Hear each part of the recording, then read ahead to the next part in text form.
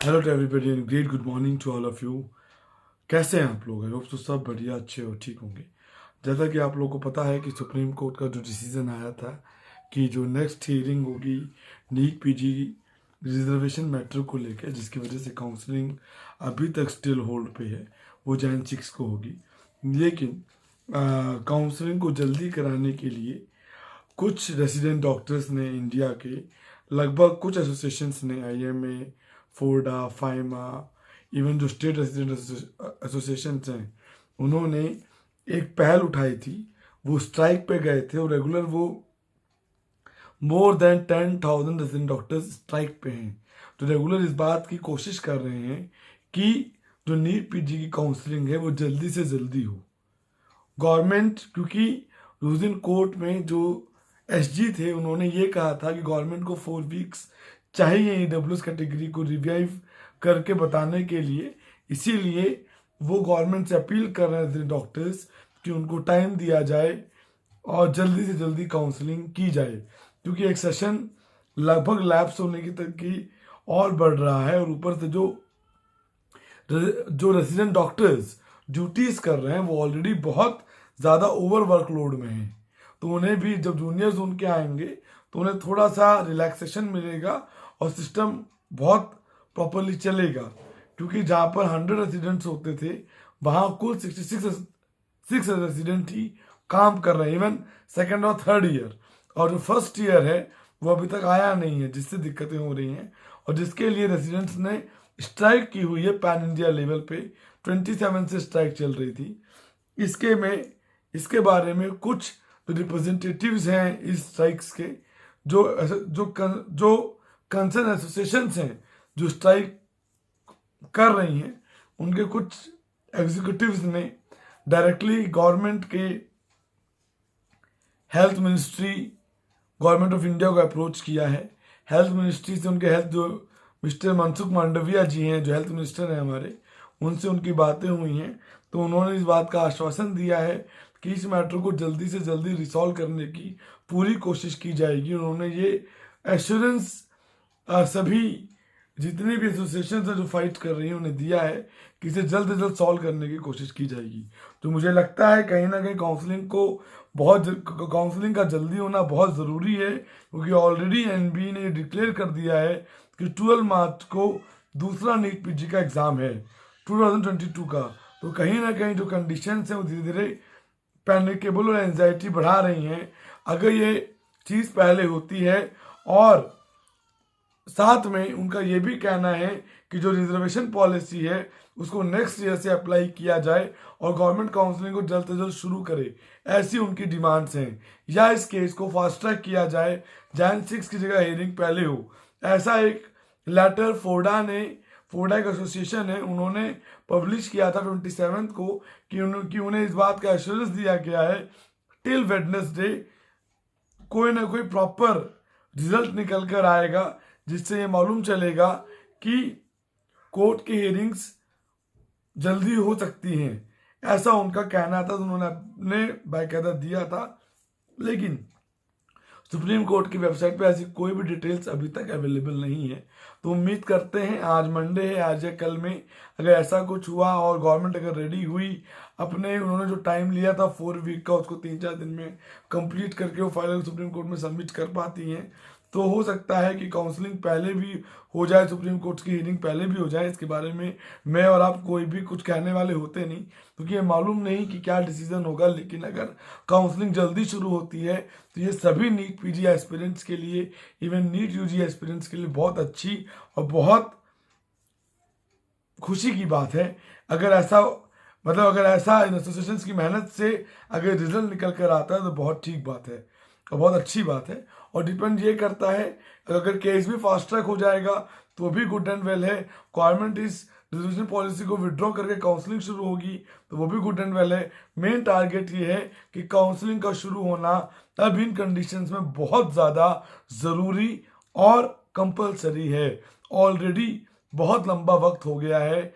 जहां जैन में एग्ज़ाम होता था नीट पीजी का, वहां जैन में कोर्ट में हियरिंग है कि काउंसलिंग कब होगी। काउंसलिंग अभी सुप्रीम कोर्ट के फर्दर ऑर्डर्स के तहत होल्ड पे है।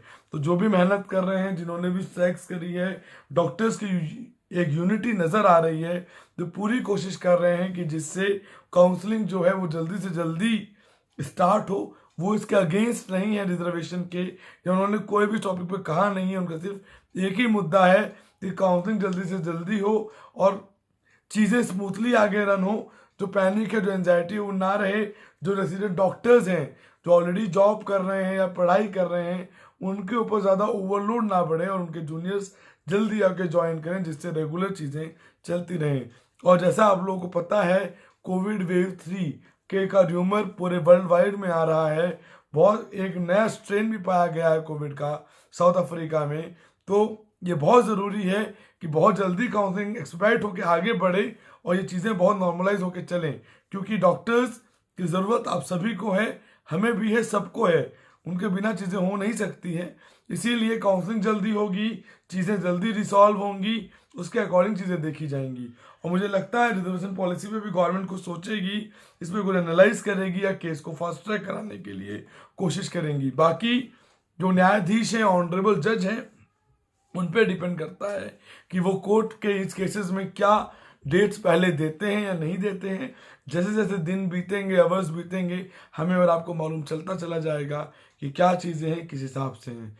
उसके अलावा रेगुलर टच में रहें ऑफिशियल साइट्स की। बहुत सारे न्यूज़पेपर्स भी इस आर्टिकल को कवर करते हैं।